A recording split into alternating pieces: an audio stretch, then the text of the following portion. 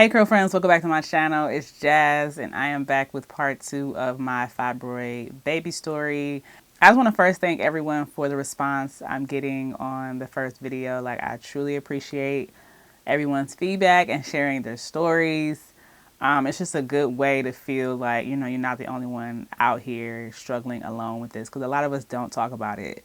At least I know I didn't. So I am glad and relieved to be finally sharing my story with you all, and I just appreciate the feedback from everyone. So just sending out a huge hug to everyone who is also struggling with fibroids and just needs some reassurance that there is a light at the end of the tunnel.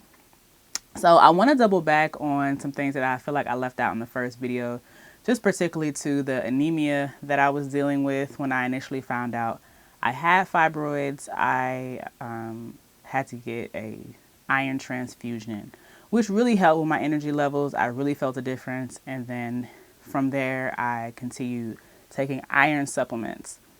Now, just like with any pill, you just have to remember to take it. So there were times where I would get a little lazy with it and I felt the difference. There have been times where I felt like I was going to pass out. Like if I took a hot shower, I would feel like really lightheaded and feel like I have to sit down, drink some cold water, bring my body temperature down.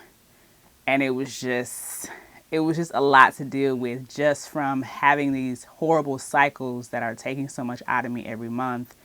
It was just like, so when I got to the point where I was at the end of the 5 years and I was over it, that had a lot to do with it too. It was just like the constant energy drain, trying to keep up with the iron supplements. So it was just an accumulation of a lot of things that I was dealing with that I just felt like I'm over this. So I did the myomectomy. They took out the 21 fibroids and the incision was very small. So I was very happy about that, because I was just like I'd never had major surgery before, never been put to sleep before. So I was just nervous. I'm like, what is the recovery going to be like? But it's just like a C-section as far as the recovery. You have to wait 6 weeks. It took me like 2 days to really get a handle of walking. I could walk, but it was just sore. So that was that. I didn't really like taking the pain meds because it just made me feel weird. I just took regular Tylenol for pain.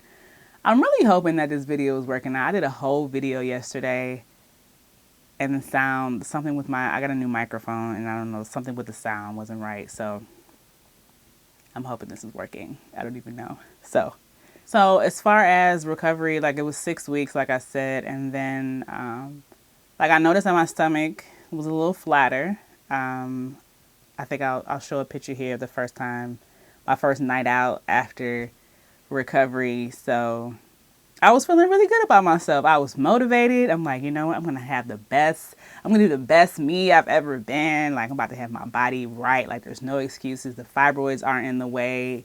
Yeah. So I even started working out. I was in the gym taking progress photos, and I was pregnant. By the time I really started to say, okay, you know what? You have a gym downstairs. We're gonna do this every day. I was pregnant. So my surgery was May 31st.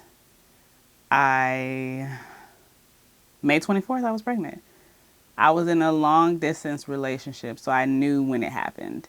So it was on May 24th. I didn't find out till mid-June, but yeah, so 2 months later I was pregnant. The very first time I had sex after my surgery. So I'm saying this to say, if anyone's out there struggling with fertility issues and they are dealing with fibroids as well, depending on where your fibroids are, mine, like I said, were in the muscle, and they were also on top of my of my uterus. So depending on where they are, diet change and all that type of stuff can really help you shrink them. But if it's an ongoing thing and you also have fibroids, I would just say just eliminate the fibroids and see if that's something that is causing you to have issues with fertility. Because I know for me, not that I was trying, I just thought it was crazy that the very first time out of the 5 years I was dealing with them, I got pregnant. So that's that. So they immediately told me that I would have to do a C-section. I was not happy about that. I kind of like, the Taurus in me just kept pushing on that, pushing on, like, why do I have to do this? And I know she's looking at me like, you just had your uterus cut open. What are you talking about? Like, why are we having this debate? But I just felt like, well, why? Like, why can't we just wait and see? So after like the third appointment of me pressing this issue, she explained to me that, she said, okay, you go into labor, you're pushing, and your incision ruptures, and your baby comes out of your incision, and the baby's stuck there because we're trying to push the baby out your vagina, and your baby's now stuck in between the incision and your stomach. And I'm just like, oh, right. I'm like, why didn't you just leave with that? You should just said that from the beginning, and I would have been like, all right, got it. So that was that. As far as any discomfort as my belly grew, the only issue that I noticed, not that it was like a real issue, is that my scar started to kind of keloid a little bit and turn dark. So I don't know if it was the pregnancy hormones that were affecting that. So I noticed that started to happen. But later on, my OBGYN took care of that for me. So, yes, during the pregnancy, my first trimester, obviously was, with anyone, it was like nausea, severe nausea. It was awful. But I did not have any spotting, any bleeding. I didn't have to be bedridden or anything like that. As far as issues from my myomectomy, I did not have any. I didn't really get to experience my stomach going all the way back down because I got pregnant immediately without really letting my uterus heal. So I was just like, well, at least, I know I did something about it for once. So yeah, throughout my pregnancy, as I got bigger, I was scheduled for 37-week C-section. So obviously I had already had C-section practice. I was ready. So only difference is that I was awake this time. It didn't really take long. Once they had me all numbed up and everything, I just felt like pressure. I didn't really feel any pain. And they pulled out my precious Jalen, and I was so happy. Like, I was just like, I was nervous just because I'm like, okay, here I am in the hospital again. But I was prepared more so for the recovery. So I think that's why it was a little easier for me having a new baby, being cut open. I was kind of ready for it. So that was a good thing. I just was just looking forward to just moving on from all of the, the recovery. So I was like, okay, I'm doing this again within a year, but I have my baby. So it made it so much more enjoyable to have to do that all over again with a 6-week recovery. I didn't experience my period because I was exclusively breastfeeding for the first 6 months. And I'm still breastfeeding at 23 months, but that's another video. So my period came back and it was a breeze. And I was just like, okay, this is what a normal period is. Like, my periods were like 7 to 9 days, like every month, 7 to 9 days, monster cycle, coming in strong, staying that way until it was over with. So I got back down to regular periods, like 4-day periods, 4 or 5 days, normal periods. I could use regular pads. I didn't have to wear a diaper. So I was very happy about that. I'm back to normal. So I gained 20 pounds in my pregnancy. With exclusive breastfeeding, I came down 10 pounds less than I did when I got pregnant. So I was feeling myself. I'm like, okay, stomach is flat. I haven't seen these numbers on the scale in a long time. So I was like really motivated, and just being a new mom, it's just like it's 24/7, especially with a fresh baby. So I wasn't even thinking about working out or anything like that. But I just was very relieved that I felt normal. Even though this was my new normal with a baby, but just everything I had been suffering with those fibroids, I just felt normal. Like, okay, this is a normal period. This is a normal cycle. you have energy, you're not walking around here cold all the time, your fingertips aren't numb. So yes, and then, oh, my scar. So my OBGYN, I told her about the issue. I was like, well, you know, my scarring is a little, it's like it's dark and it's like keloiding.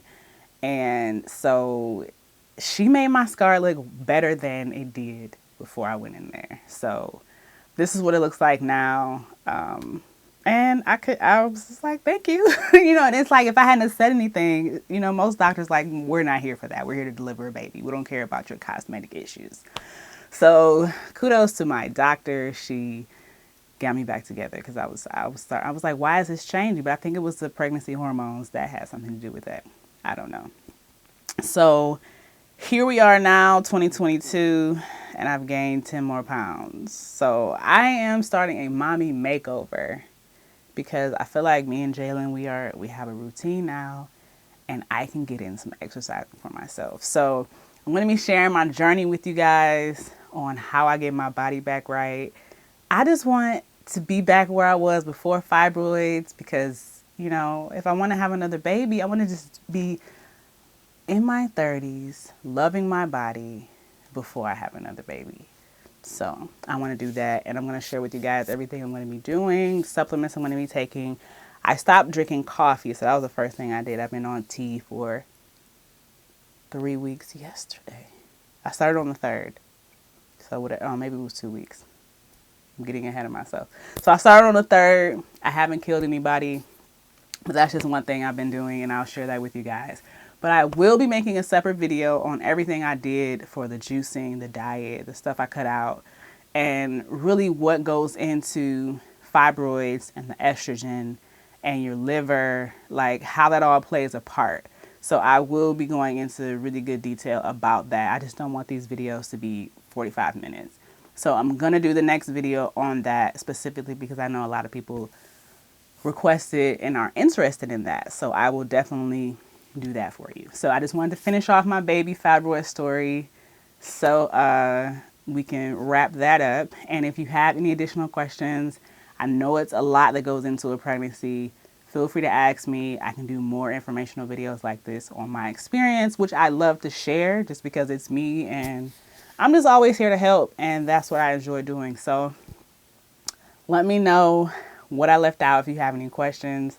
Thank you so much for your support, listening and watching.